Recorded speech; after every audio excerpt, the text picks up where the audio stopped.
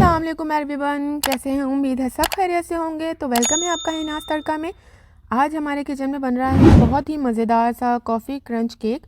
ये बहुत ही मज़ेदार और परफेक्ट बनता है और ये ख़ास तौर पे उन बच्चियों उन बहनों के लिए रेसिपी है जिनके पास बेकिंग के प्रॉपर टूल नहीं है लेकिन उन्हें बेकिंग का बहुत शौक़ है। तो जी मैंने भी बग़ैर किसी बेकिंग टूल के ये केक बेक किया है और बहुत ही परफेक्ट, बहुत ही मज़ेदार ये बेक हुआ था। तो आप भी मेरी रेसिपी को एंड तक देखिएगा और जो मैंने क्वांटिटी बताई है उसी को फॉलो करके आप बनाएंगे तो इंशाल्लाह आपका केक भी बहुत ही मज़ेदार बनेगा, बहुत सॉफ्ट बनेगा। तो जी मेरी रेसिपी को एंड तक ज़रूर देखिएगा, आपको बहुत सारी हेल्प मिलेगी इससे। तो जी स्टार्ट करते हैं अपनी रेसिपी को। यहाँ पे मैंने ले लिया है मोल्ड, मेरे पास मोल्ड नहीं है तो मैंने यहाँ पे जिसमें हम बर्फ़ जमाते हैं वो लेकर उसमें ऑयल लगाया, बटर पेपर लगाया, ऑयल लगाया फिर से और साइड में रख दिया। उसके बाद हम आ जाते हैं पतीले पे। ओवन नहीं है, पतीला लिया, चूल्हा ऑन कर दिया, स्टैंड रखा बीच में, ढक्कन ढका और इसको गर्म होने के लिए छोड़ दिया। तब तक हमारा ओवन पतीला प्री हीट होगा। हम अपने केक के बैटर को तैयार कर लेते हैं। यहाँ पे मैंने 2 अदद अंडे लिए हैं जो है रूम टेम्परेचर पे।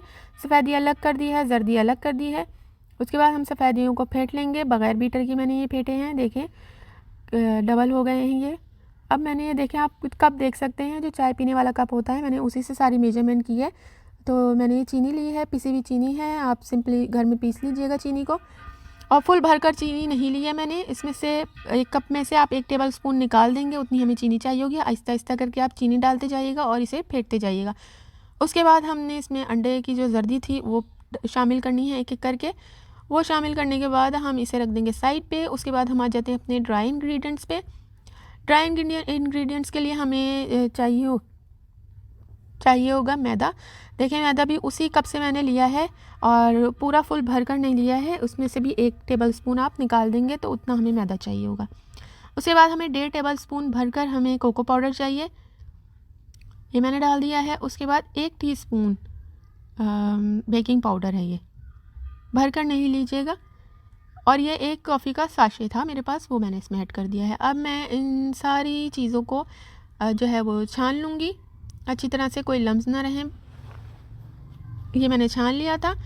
अब उसके बाद मैं ये जो अपना वेट बैटर था इसके अंदर ये शामिल करती जाऊँगी थोड़ा थोड़ा करके और इसको कर लूँगी मिक्स अच्छी तरह से। और आप मेक श्योर कीजिएगा कोई नीचे बैटर कुछ ड्राई इंग्रेडिएंट्स ना रह जाएं, अच्छी तरह से सब मिक्स होना चाहिए।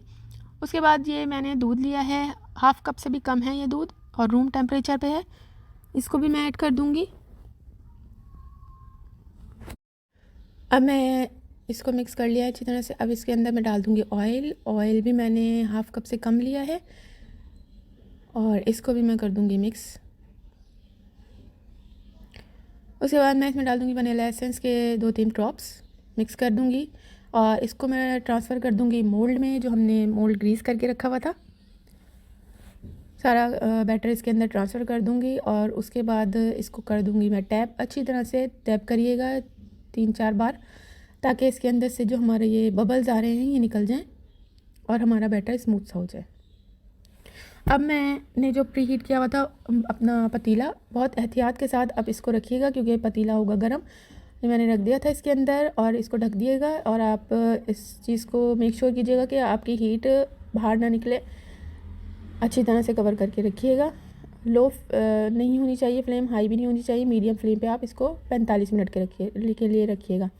उसके बाद शुगर सिरप तैयार किया था, दूध के अंदर 1 टेबल स्पून चीनी डालकर उसे मिक्स करके रख दी थी। अब ये हमारा केक हो चुका था तैयार। 45 मिनट के बाद मैंने चेक किया तो ये अच्छी तरह से हमारा बेक हो चुका था केक और मैंने इसको निकाल कर साइड पे रख दिया था ठंडा होने के लिए। अब फ्रॉस्टिंग तैयार करेंगे, उसके लिए मैंने क्रीम ली है, विपिंग क्रीम है ये, विपिंग क्रीम, और इसके अंदर 1 कॉफ़ी का साशे मैंने डाल दिया था और इसको मैंने कर लिया है बीट। बगैर बीटर के कितनी अच्छी बीट हुई है। अच्छा जी, तो जी यहाँ पे हमारा केक हो गया था ठंडा। मैंने यहाँ पे इसको बीच में से 2 पीस कर लिए थे केक के। एक पहली लेयर रखी थी, उसको मैं शुगर सिरप से अच्छी तरह से सोक किया। उसके बाद मैंने इसमें क्रीम लगा दिया। क्रीम आप अच्छी तरह लगाइएगा। उसके बाद अगर इसमें आप कुछ चॉकलेट चिप रखना चाहें, पाइनएप्पल रखना चाहें बीच में तो आप रख सकते हैं, आपकी मर्ज़ी है, मैंने नहीं रखा था। अच्छा, उसके बाद हमने दूसरी लेयर रख दी है। दूसरी लेयर रखने के बाद उसी तरह सोक करेंगे शुगर सिरप से और क्रीम से इसको कवर कर देंगे अच्छी तरह से। सारी साइड आप इसकी कवर कर दीजिएगा। और मैंने ये जो साइडों में लगाई ये है कुकिंग चॉकलेट को मैंने क्रश करके, और डेकोरेशन के लिए मैंने ये साइडों में लगा दिया था। आपके पास नहीं है कोई मसले वाली बात नहीं है, आप नहीं लगाइएगा। अब जो थोड़ी सी क्रीम बची थी तो मैंने पाइपिंग बैग में भर कर तो ये जो है फ्लावर्स बना दिए थे। अगर आपके पास पाइपिंग बैग नहीं है तो कोई मसला नहीं है, आप बग़ैर फ्लावर्स के भी इस पर सिर्फ कॉफ़ी को स्प्रिंकल करके छोड़ दें, वो भी बहुत अच्छा टेस्ट होगा। ऊपर से आप क्रंच डाल दीजिएगा। ये मेरे पास पाइनएप्पल पड़े थे, ये मेरे पास सब एक्स्ट्रा चीज़ें पड़ी थी, अगर आपके पास घर में मौजूद हैं तो आप डाल सकते हैं। अच्छा, ये मैंने क्रंच तैयार किया था। 5 टेबलस्पून चीनी को मैंने फ्राइंग पैन में डाला, बग़ैर पानी डाले उसे खुद पकने दिया। हल्की सी आंच पे पकने छोड़ दीजिएगा। जब ये मेल्ट हो जाएगा अच्छे से तो इसको मैंने बटर पेपर पे ऑयल लगाकर और फैला दिया था। तो ये इस तरह से क्रंच हमारा तैयार था। मैंने तोड़कर सारा इसमें फैला दिया। उसके बाद मेरे पास ये चॉकलेट चिप पड़े थे, अगर आपके पास हैं तो डाल दें, कोई मसले वाली बात नहीं है। तो जी हमारा केक था तैयार। अगर तो आप मेरे चैनल पर नए हैं तो मेरे चैनल को सब्सक्राइब कर दीजिए, मेरी वीडियोस को लाइक कर दीजिए, ताकि आपको इसी तरह से मज़े की और आसान सी रेसिपीज़ मिलती रहेंगी। तो जी हमारा केक तैयार हो चुका था, बहुत ही मज़ेदार था। तो मिलते हैं अगली रेसिपी के साथ। दुआ में याद रखिएगा। अल्लाह हाफ़िज़।